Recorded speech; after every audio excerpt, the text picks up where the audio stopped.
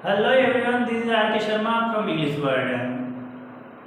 Dear students, मैंने आपको last video में टेंसेस आपको कवर करवाए थे। आज से मैं नई सीरीज स्टार्ट कर रहा हूँ और आज जो हम पढ़ेंगे active voice and passive voice के बारे में। जी हाँ दोस्तों, जो मैंने आपको टेंसेस पढ़ाए थे वो सारे ही एक्टिव वॉइस में होते हैं।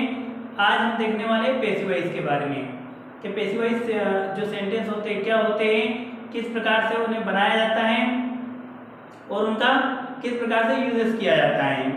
तो आइए स्टार्ट करते हैं हमारी आज की वीडियो। उससे पहले यदि आपने अभी तक हमारे चैनल को सब्सक्राइब नहीं किया है तो अभी सब्सक्राइब करें और साथ ही साथ बेल आइकन को भी प्रेस करें।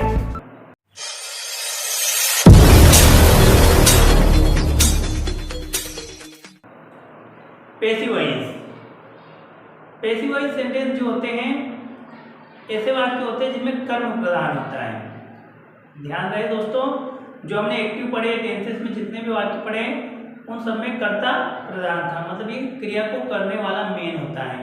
ये हमारे द्वारा महत्वपूर्ण किसको महत्व दिया जाता है, तो कर्ता को महत्व दिया जाता है, किसमें, एक्टिव वॉइस में। बट पैसिव वॉइस की यदि बात की जाए तो पैसिव वॉइस में यदि क्रिया को करने वाला नहीं भी दिखाया गया है या क्रिया करने वाला नहीं भी है, मीन्स ये कि अगर आपका कर्ता अनुपस्थित है, एब्सेंट है, तो भी आपका वाक्य बनेगा। क्यों? क्योंकि इसमें कर्म प्रधान होता है। मतलब कि जो क्रिया की गई है उसमें जो कर्म किया जा रहा है वो कर्म जो होता है, ऑब्जेक्ट जो होता है वो मेन होता है। तो देखते हैं हम पैसिव वॉइस। पैसिव वॉइस जो होते हैं, किसी भी वाक्य के पैसिव वॉइस बनाने के लिए हम helping verb is, am, are, was, were, be, being या बीन के साथ वर्ब की थर्ड फॉर्म का प्रयोग करते हैं।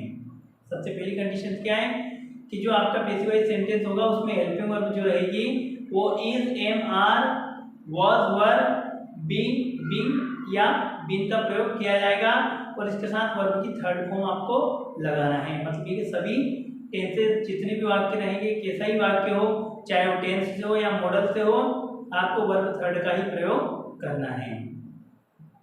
तो दोस्तों स्टार्ट करने से पहले मैं आपको इसके कुछ जनरल रूल्स जो है वो आपको बता देना चाहता हूँ कि हम सबसे पहले इसके रूल्स देख लेते हैं। रूल्स देखने के बाद में हम आगे बढ़कर सेंटेंस को भी सॉल्व करेंगे। सबसे पहले हम बात करते हैं जनरल स्ट्रक्चर की, कि जो स्ट्रक्चर होता है, क्योंकि स्ट्रक्चर जो होता है सेंटेंस में बहुत ज़्यादा इंपॉर्टेंट होता है उसका, क्योंकि जो स्ट्रक्चर होता है उसी से हमारा सेंटेंस फॉर्म लेता है, मतलब बनता है। और स्ट्रक्चर का अर्थ भी यही होता है बनावट, मतलब कि उसकी बनावट किस प्रकार की रहेगी। तो जो पैसिव वॉइस है, पैसिव वॉइस के लिए जो जनरल स्ट्रक्चर होता है वो किस प्रकार से होता है और हमें जो एलिमेंट्स जो मिलेंगे वो कहाँ से मिलेंगे, हमें ये देखना है। तो जनरल स्ट्रक्चर के लिए हम देखते हैं, सबसे पहले हम एक्टिव का एक जनरल स्ट्रक्चर उठाते हैं। जैसे एक्टिव बनाने के लिए हम सबसे पहले सब्जेक्ट का प्रयोग करते हैं। आप अच्छे से जानते हो सब्जेक्ट के बारे में।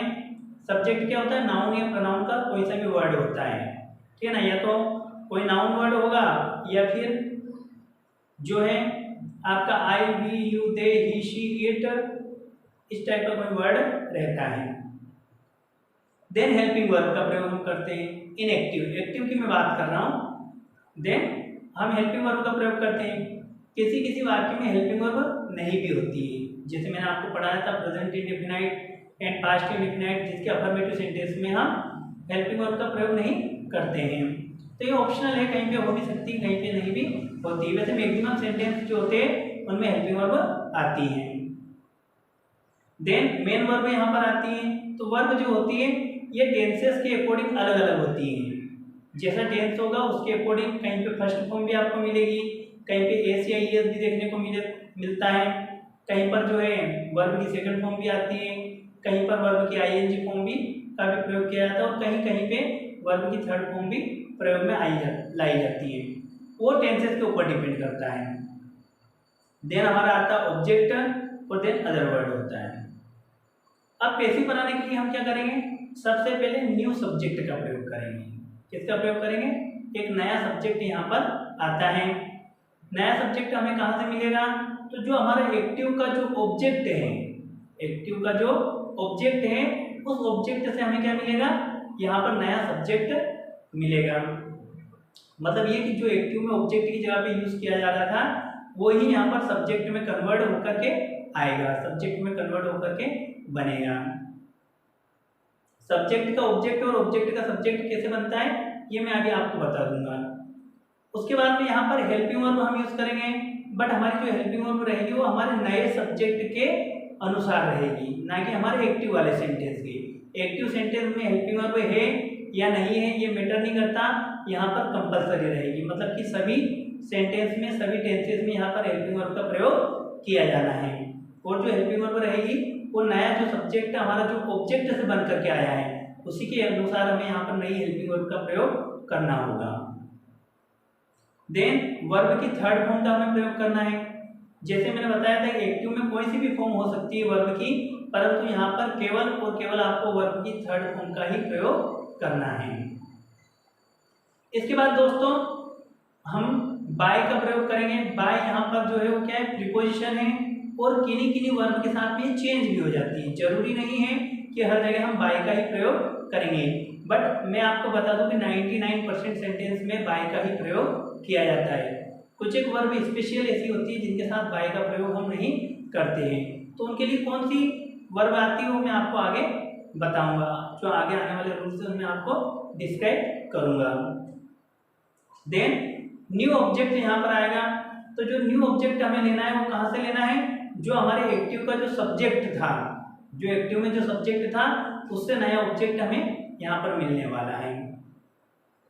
देन अदर वर्ड आपको यूज करना है। तो इस प्रकार से आपका जनरल स्ट्रक्चर होता है। मैंने आपको ये भी बताया कि जनरल स्ट्रक्चर कैसा होता है और कौन कौन से एलिमेंट्स कहाँ कहाँ से हमें मिलने वाले हैं। बात करें आगे तो रूल नंबर सेकंड जो है वो क्या बोलता है कि निम्नलिखित जो 8 टेंस हैं, जिन 8 टेंस के बारे में मैं आपको अभी बता रहा हूँ, ये 8 टेंस ही ऐसे हैं जिनका एक्टिव से पैसिव बनाया जाता है। जैसे एक्टिव में हमने देयर आर 3 टेंसेस मैंने आपको बताए थे, प्रेजेंट, पास्ट एंड फ्यूचर, और तीनों के 4-4 पार्ट होते हैं, indefinite, continuous, perfect and perfect continuous. तो ऐसे करके हमारे टेंस हो जाते हैं 12, टोटल कितने हो जाते हैं 12 हो जाते हैं। परंतु यहाँ पर ये बोला जा रहा है रूल नंबर सेकंड में कि केवल निम्नलिखित 8 टेंस जो होते हैं, इन 8 के ही क्या बनाए जाते हैं, पैसिवाइज बनाए जाते हैं। अब 8 कौन कौन से हैं मैं आपको एक्टिव और पैसिव दोनों में बता देता हूँ कि एक्टिव में क्या हुआ करता था और पैसिव में क्या होगा, है ना। 8 टेंस को हम एक क्रम में देख लेते हैं, आपको याद करने में भी अच्छा रहेगा या समझने में भी अच्छा रहेगा। आपको एक टेबल यहीं पर मिल जाएगी कि जो टेंसेस होते हैं 8 टेंस वो कौन कौन से होते हैं, एक्टिव में क्या क्या कंडीशन होती है उनकी, एंड पैसिव में क्या कंडीशन रहेगी। तो सबसे पहले हम बात करते हैं प्रेजेंट इंडेफिनाइट की। तो एक्टिव में प्रेजेंट इंडेफिनाइट में डू डस के साथ वर्ब फर्स्ट का हम प्रयोग करते थे, जबकि पैसिव में प्रेजेंट इंडेफिनाइट में क्या होगा, इज एम आर का प्रयोग किया जाएगा और साथ में वर्ब की थर्ड फॉर्म आना है। वहां पर डू डस प्लस वर्ब की फर्स्ट फॉर्म थी, यहाँ पर इज एम आर के साथ वर्ब की फर्स्ट फॉर्म का प्रयोग आपको करना है।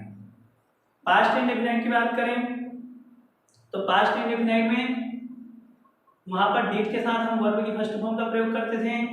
यहाँ पर पैसिव में वाज और वर का प्रयोग आपको करना रहेगा और साथ में वर्ब की थर्ड फॉर्म का यूज करना रहेगा। ठीक है। नंबर थर्ड फ्यूचर इंडेफिनाइट की अगर हम बात करें तो फ्यूचर इंडेफिनाइट में हमने एक्टिव में जो देखा था विल और शेल के साथ वर्ब फर्स्ट का हमने प्रयोग किया था।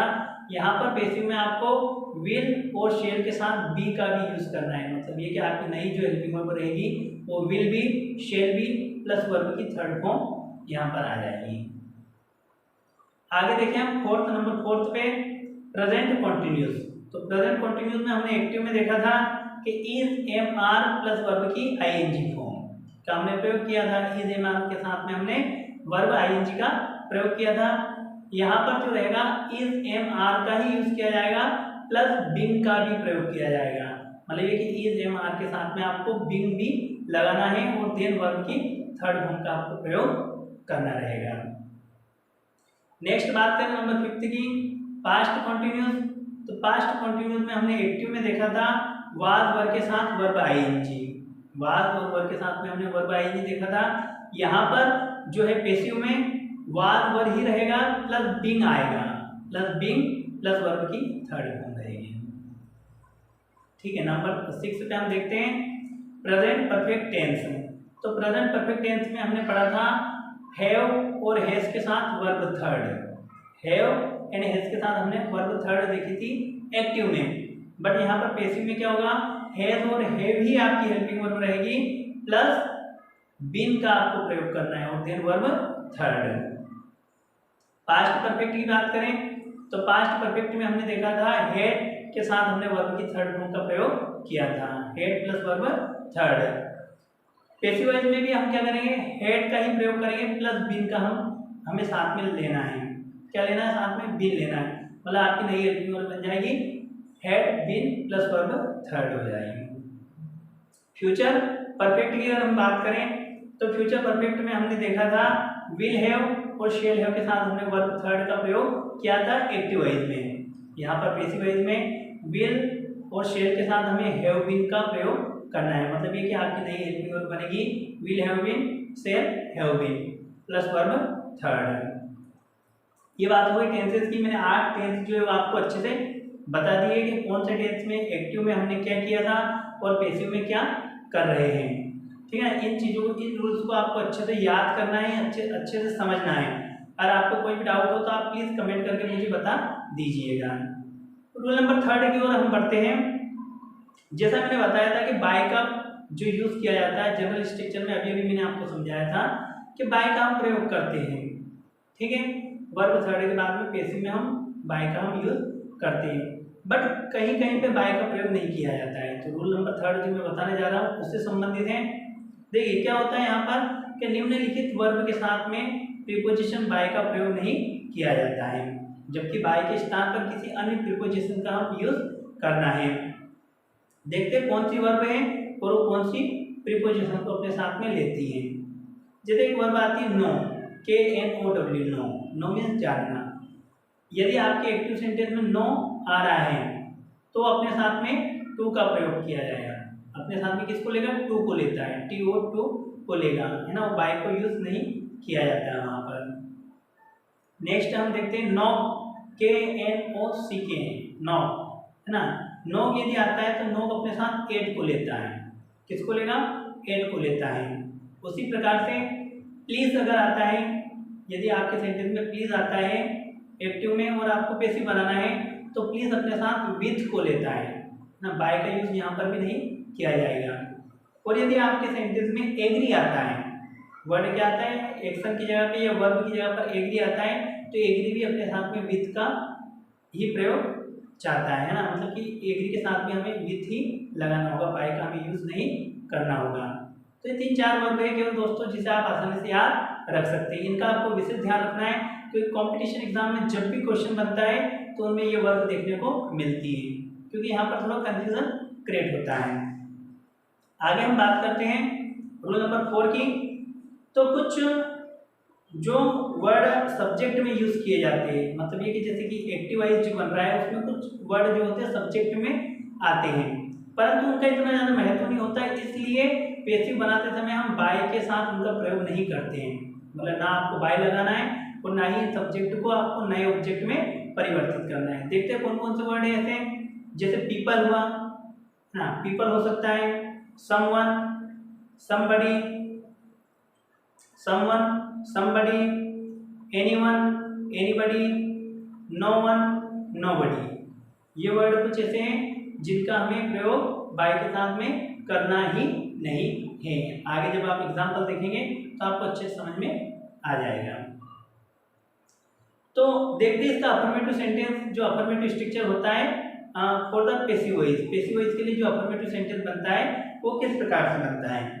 तो अफर्मेटिव स्ट्रक्चर जो होता है वो इस प्रकार से होता है कि सबसे पहले हम न्यू सब्जेक्ट का यूज करेंगे, then helping verb, then verb की third form, then by, then new object, जो नया ऑब्जेक्ट है वो, देन अदर वर्ड का हमें यूज करना है। रूल्स मैंने आपको सारे बता दिए, जिस प्रकार से टेंस होंगे उसी प्रकार से वो चेंजेस होंगे। एग्जाम्पल हम देखते हैं, जैसे आई टीच इंग्लिश, ये एक्टिव है, आई टीच इंग्लिश। पैसिव कैसे बनेगा, English is taught by me. English is taught by me. Next है, people speak English in many countries. People speak English in many countries. Passive किस प्रकार से बनेगा? English is spoken in many countries. English is spoken in many countries. By people का आपको use नहीं करना है. नेक्स्ट देखें हम, she is writing a letter. She is writing a letter. Passive जो बनेगा इस प्रकार रहेगा, a letter is being written by her. A letter is being written by her. They know you. They know you. इसका passive बनेगा, you are known to them.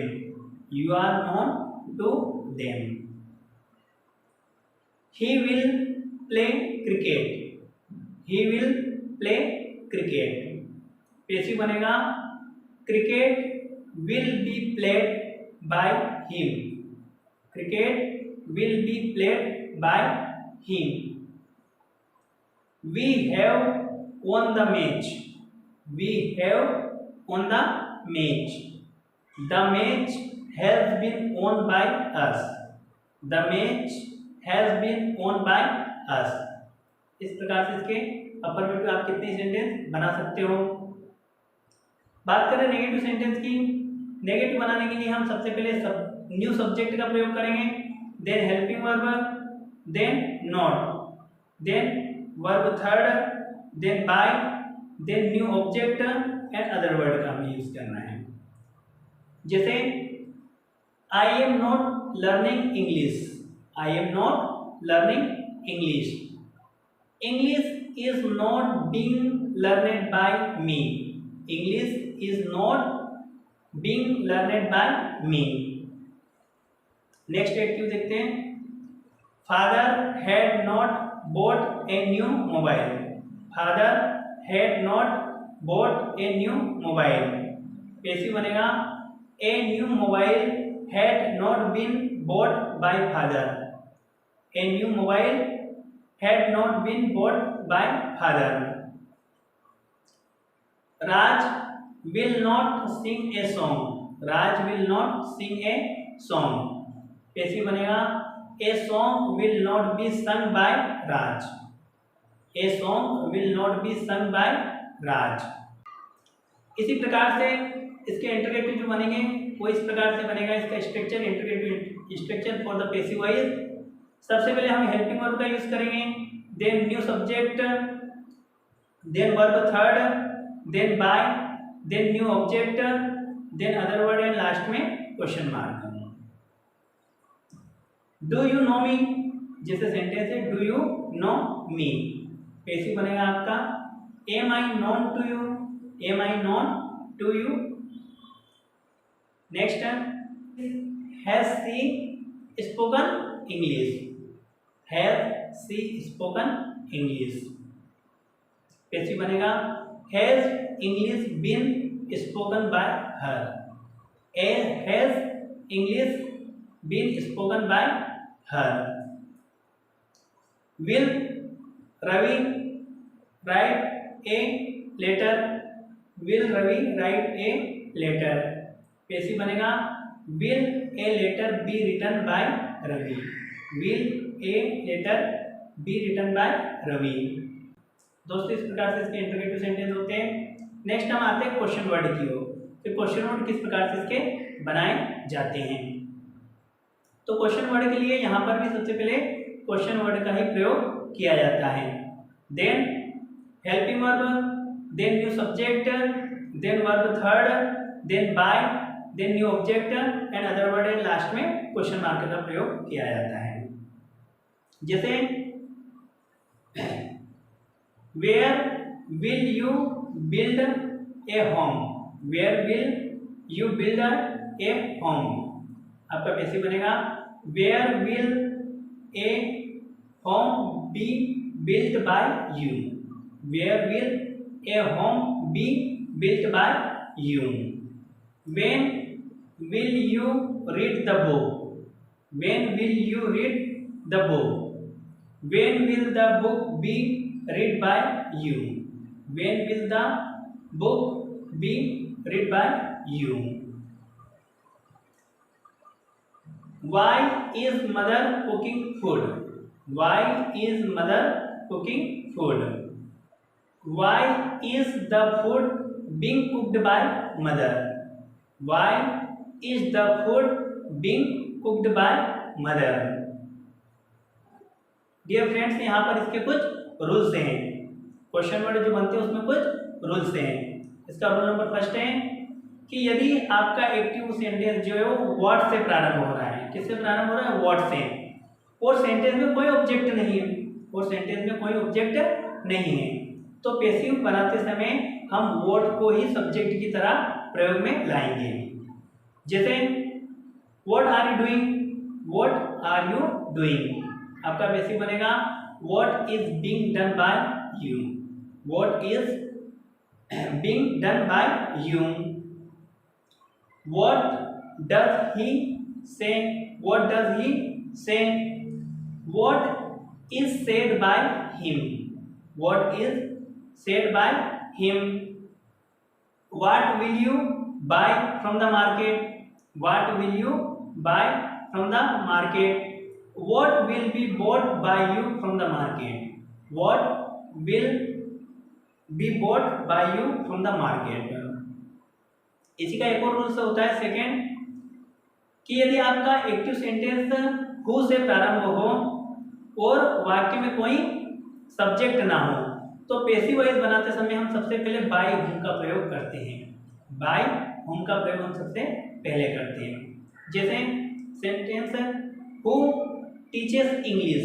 Who teaches English, तो आपका passive बनेगा by whom is English taught. By whom is English taught. Who will sing a song? Who will sing a song, passive आपका बनेगा by whom will a song be sung? By whom will a song be sung? तो इस प्रकार से active and passive है। इसके कई सारे रूल्स और भी होते हैं दोस्तों, जो मैं आपके इसके लिए जो पार्ट सेकंड बनाऊंगा उसमें सारे डिस्क्राइब करूंगा। यदि आपको इतना समझ में आया तो प्लीज़ मुझे कमेंट करके जरूर बताएं। यदि आपको मेरी वीडियो अच्छी लगी तो प्लीज़ इसे ज़्यादा से ज़्यादा शेयर करें, लाइक करें और हमारे चैनल को सब्सक्राइब करें। Thank you so much for watching the video.